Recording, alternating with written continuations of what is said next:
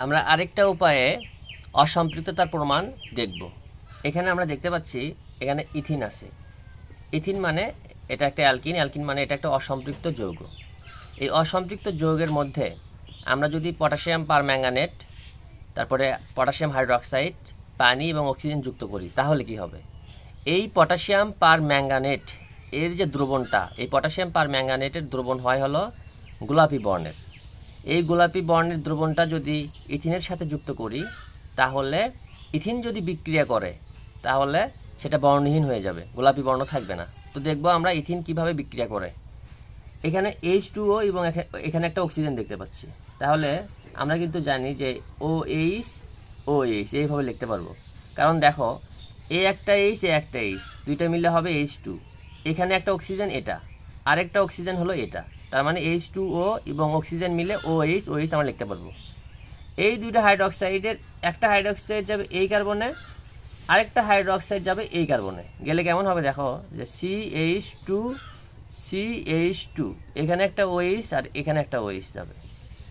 তাহলে দেখো যে এই যে কার্বনের সাথে দুইটা হাইড্রোজেন মানে দুই যোজনী, একটা হাইড্রোক্সাইড মানে যোজনী 1, তাহলে কত হলো? এই কার্বনের যোজনী হলো 3।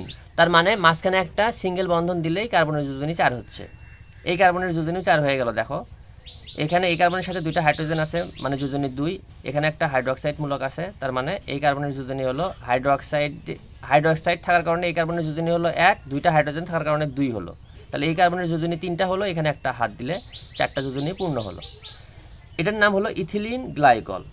দেখো এই পটাশিয়াম পারম্যাঙ্গানেট গোলাপি বর্ণ এই ইথিনের সাথে বিক্রিয়া করলে বর্ণহীন হয়ে যাবে, আর বর্ণহীন হয়ে গেলে বিক্রিয়াটা এইরকম হবে। এবার আমরা আরেকটা বিক্রিয়া দেখব, সেটা হলো এখানে দেখো যে আমাদের H2O এবং O এই দুইটা মিলে আমরা কিন্তু লিখতে পারি OH OH।